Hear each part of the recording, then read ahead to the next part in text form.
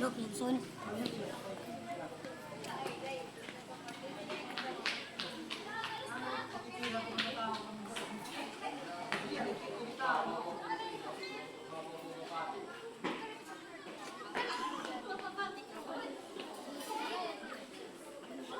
many of us, this day represents the culmination of years of dedication, perseverance, and relentless pursuit of knowledge.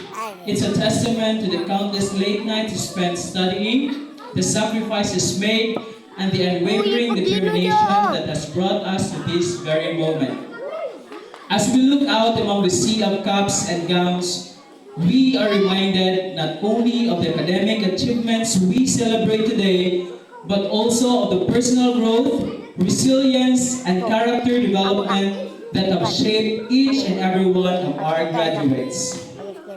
Today, we not only honor academic excellence, but also the countless acts of kindness, leadership, and compassion that have defined our students' journey through academia.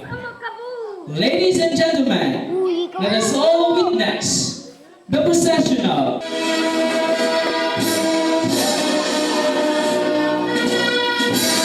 Starting with Yolanda Prince Hero, with Mr. and Mrs. Jerome Yolanda. Motto: the difference between the impossible lies in a person's determination.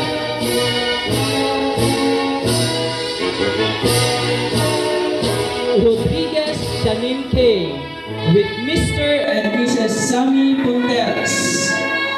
Her motto is, we don't remember days, we remember moments.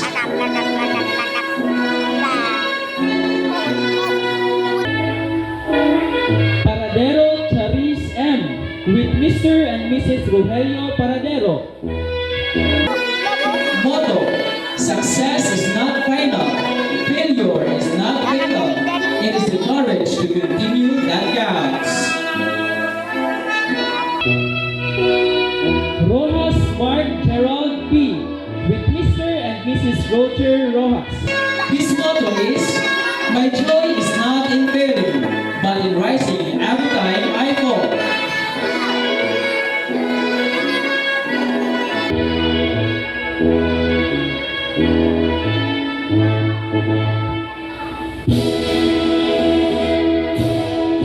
Paradero Nation James A, with Mr. and Mrs.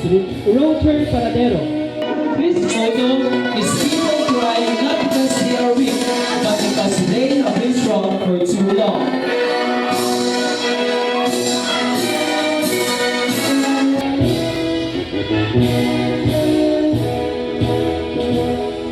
Gallardo Arjun S, with Mrs. Nancy Holanda. His motto is, kahirapan ay hindi hadlang upang ang tagumpay ay makamtan.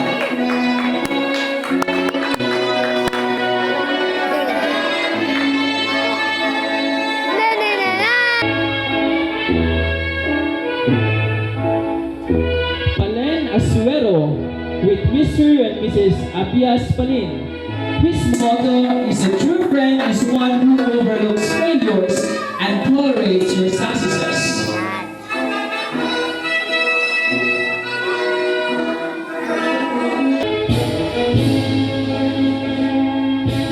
The participants. Lakad kabo! Lakad! Lakad! Lakad! Lakad! Lakad! Wawi ba? Teachers of San Miguel Adventist Multi-Grade School. Wow! Teachers of San Miguel Adventist Multi-Grade School.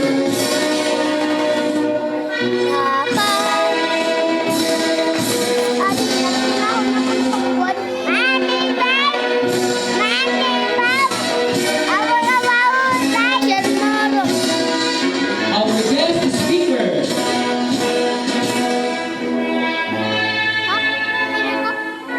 Look.